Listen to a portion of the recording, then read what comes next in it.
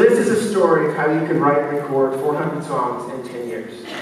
It's also the story of how you can overcome thousands of years of Western history. And it's a story of how you can actually start a creative practice that sticks. But before it's any of that, it's a story of how I used to want to be a writer. I really wanted to be someone who had written a book. So back in college, I would take my journal to a coffee shop and line it up on the table with my pen, cup of coffee, chocolate chip cookie, all just so. But before letting the brilliance just flow out onto the page, maybe I would, read the paper or look through a book I brought along to get the juices flowing. Eventually, I'd get around to opening that journal.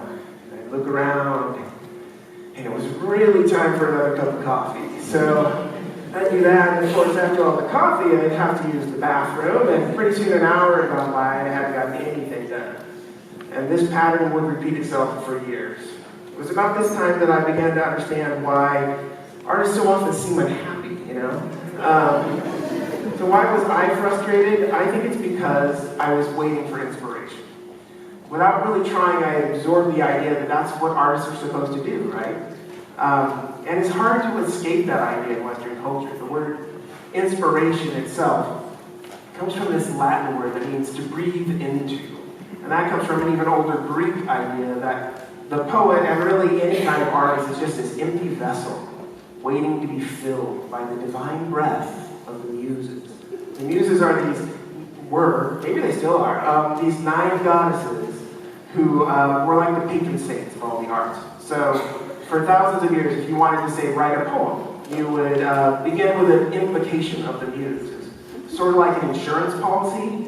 You'd say, "Oh muse, smile upon me as I write," and you just kind of look at things and work out for the best. So in the Western tradition then, to be an artist is to be someone who waits for inspiration in a very real sense. It's like it's out of your hands. To create anything of real value, you have to wait for the muse to give you the green light.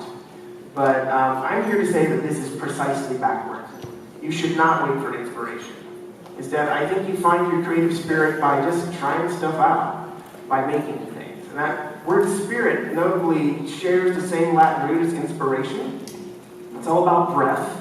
But what we're talking about here is finding your own breath, finding your own voice, and not the voice of some Greek goddess who might speak through you, right? So this is my point. The key to creativity is not inspiration, it's generation. It's making things and not waiting. Okay, so if it's that simple, then what keeps us from just making amazing art all the time, right? I think it has to do with the way we see ourselves. Or rather, it has to do with getting distracted by the self that you're trying to live up to. Because this thing happens. If you call yourself a musician or a painter or a writer or something else, you put a burden on yourself to create something worthy of being called art, right? And that can lock you up. But I can tell you that that burden can be shed with practice. Now, a long time ago, when I was in graduate school, one of my teachers was Gary Snyder, the American Buddhist poet. And he once told me about this interesting distinction between Asian spiritual traditions and Western ones. So in the West, the key questions around spirituality are, what's your faith? What do you believe? And the answer might be, oh, I'm a Jew, or I'm a Christian, or I'm a Muslim. It's about being a specific kind of person who has a covenant to fulfill. You've got a promise to keep, essentially. But in the East, the questions tend to be different. It's more like, what's your practice? What do you do? And the answer might be, I do sitting meditation, or I walk, or I do yoga. So I'm suggesting that we start seeing being creative, being an artist, not as an identity, but as a practice. It's not about who you are, in other words. It's about what you do. Now, I love that word practice, because it's got that sense of repetition embedded in it, right? It's about doing something for its own sake, and not for the sake of reputation or inspiration. And, if you ever had like violin lessons when you were a kid, you know that practicing is rarely about inspiration, right? But here's the thing. When you practice something, you get better at it. Of course, I didn't really know all this until I was lucky enough to be asked about 10 years ago to do something that changed my life. A friend of mine who knew that I messed around with the guitar said, "Hey, do you want to join this songwriting group that I do?" I really didn't know what he meant at that point, but it was just around the time that I'd all but given up on being a writer, so I figured, sure, I got some time. I'll try it. Now, the point of the songwriting group was not to write the best song possible, right? It was to write as many songs as possible. It was to practice songwriting. And this is how it works. You pick a 24-hour period once a month, and then you write and record as much as you possibly can. There are all-nighters involved sometimes in that time. Aim for a minimum of 6 songs, and then bring all your tracks along with some good food and wine to a potluck at the end of the month and share what you did. Since I started doing this practice, I have written and recorded more than 400 songs, and most of them are total crap.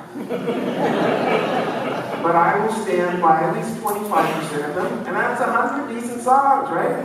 And I think I've been able to produce that much because the songwriting group changed the way I think about creating. But before I tell you how, I'll tell you something that surprised me. It's not about discipline. You may have heard about artists like William Stafford, the poet, who famously got up every morning at 4 a.m. for 50 years and wrote poetry like clockwork. The poems just stacked up, he won awards, very successful. And that's great if you've got that kind of discipline, but if you're like me, every time you've tried to start a regular routine like that, it really just hasn't lasted. And I found that, for me, discipline is a lousy motivator. It becomes just one more way of creating a false self that I can't live up to, right? It's like, what's the matter with me if I can't just sit down and do something I say I love to do?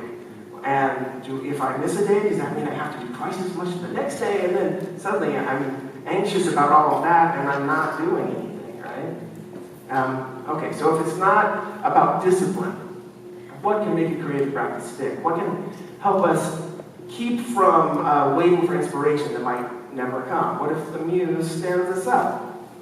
I've found that, for me, it comes down to 2 things. The first one is you have permission to suck, right? To just get something down. The point is to start doing something, to start practicing, and ideally to get lost in that state that psychologists call flow. That's when you lose track of time and you forget yourself. And interestingly, once you forget yourself, self-confidence is really not such an issue anymore. So this is a way of saying it's more about process than end product. Knowing that the end product can suck is immensely liberating. And if along the way you happen to create something that's pretty good, well, bravo, you're ahead of the game, all right? So every time I go down to my basement studio, I sense those flickers of doubt. They're sort of like tigers waiting in the grass at the edge of the clearing, right? But as long as I go down and start doing something, even if it's terrible, I get lost in flow and the tigers just kind of drift away. So that's the first thing. You have permission to suck because ultimately that's what frees you to try something. The second thing is, it's not actually about you anyway. It's about connections with other people. You might ask me, isn't an artist supposed to express their unique individual self? Maybe. Actually, all of that focus on the self can get pretty tedious after a while. And what can be much more powerful, on the other hand, is commitment to other people.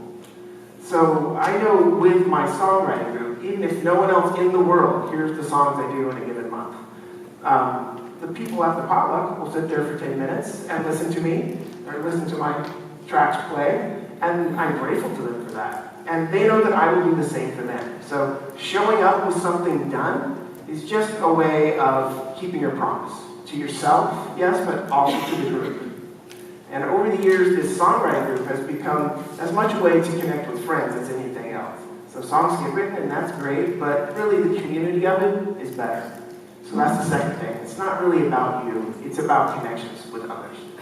So really, no matter what you do to feel creative, whether that's making art or fixing cars or working in your garden, remember those 2 things. You have permission to suck because it really will be okay.